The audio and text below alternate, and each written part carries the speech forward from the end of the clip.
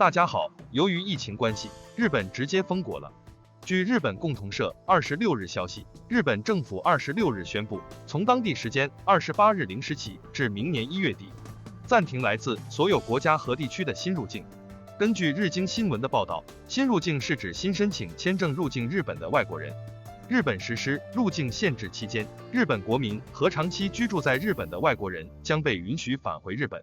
由于在世界各国变异的新型冠状病毒感染情况增加，日本政府采取入境限制措施。对于返回日本的本国人，取消从11月1日开始实行的14天隔离附条件缓和政策，加强了相关应对措施。为提振因为疫情而遇冷的经济活动，日本政府一直在推进出入境缓和政策。但由于日本国内确认了感染性强的变异的新型冠状病毒感染，不得不再次大幅加强防疫措施。根据日本旅游局 JNTO 的数据，11月到日本的游客人数为56700，比去年同期减少 97.7%。根据日本出入境在留管理厅的数据，11月的新入境人数超过了66000人。因为发现5人感染变异新冠病毒，于是乎封国了。日本厚生劳动省25日称，5名由英国抵达日本的旅客被检测出感染了变异新冠病毒。这是日本国内首次确诊变异新冠病毒感染者。据日本共同社报道，日本厚生劳动省25日发布消息称，日本国内首次确诊多人感染了在英国蔓延的变异新冠病毒。据称他们是从英国抵达日本的5名男女，年龄为未满10岁到60多岁，其中4人没有症状，1名60多岁的男性出现倦怠感。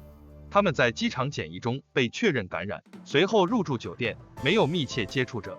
据日本媒体消息，日本政府在12月24日以后，暂停了在日商务人士到英国短期出差后的14天隔离的免除政策，加强了以英国为对象的应对措施。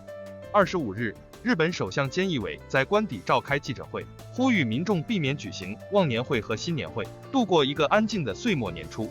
日本首相菅义伟表示理解大家将有很多机会与家人和朋友共度时光，但请尽量不要举办派对，这样我们才能在新年假期阻止病毒传播。日本东京都新增新冠肺炎确诊病例949例，为疫情爆发以来新高。当地时间12月26日，据日本 NHK 电视台报道，日本东京都新增新冠肺炎确诊病例949例，为疫情以来最多的一天，也是首次超过一日新增超过900例。多国发现变异新冠病毒感染者。继本月14日英国确认出现一种变异新冠病毒之后，近日多国宣布在本国境内出现感染变异新冠病毒的确诊病例。美国几乎是被肯定入侵了，后面日子将更加难过。全世界中，中国对疫情做防控是真心的好。